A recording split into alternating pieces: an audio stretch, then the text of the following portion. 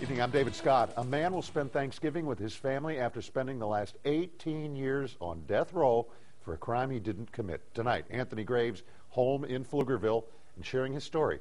KXAN's Jacqueline Ingles in the studio with our top story tonight. And Jackie, how is Anthony doing? David, Anthony is great. He's doing extremely well and says the first thing he did was eat barbecue with his family. He says he's not bitter about spending the last 2 decades behind bars. All he wants to do now is share his story with the world to hopefully free others who have been wrongly convicted. Whatever you may think hell is to you, that's what it is. That was my experience. It's just hell.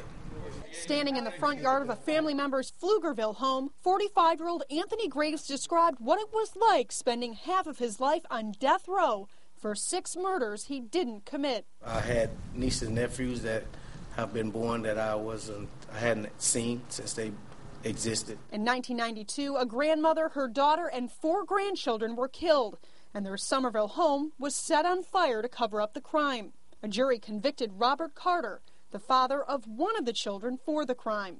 But Carter implicated Graves as his accomplice and testified against him at trial. Graves went to prison. He was 26 years old. But prior to his execution in 2000, Carter recanted and said Graves had nothing to do with the murders. An appeals court overturned Graves' conviction in 2006 when they found prosecutors obtained false information from witnesses at trial. I experienced the dark side of our criminal justice system. Citing a lack of evidence, it took until last month for prosecutors to decide not to retry Graves. He says he isn't bitter and wants to use his experience to fix what he calls a broken criminal justice system. I just want to go out and make a difference. I want to be part of a solution.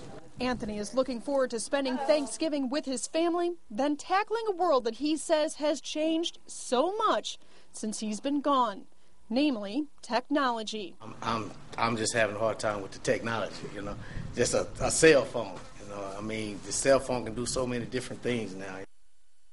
Graves is getting a little help getting assimilated back into society. The president of the Texas Moratorium Network presented Anthony with $3,000 today to help him buy clothes and other basic necessities. But Graves will now be eligible to get more than $1 million from the state because of his wrongful imprisonment. Reporting live in the studio, Jacqueline Ingles, KXAN, Austin News.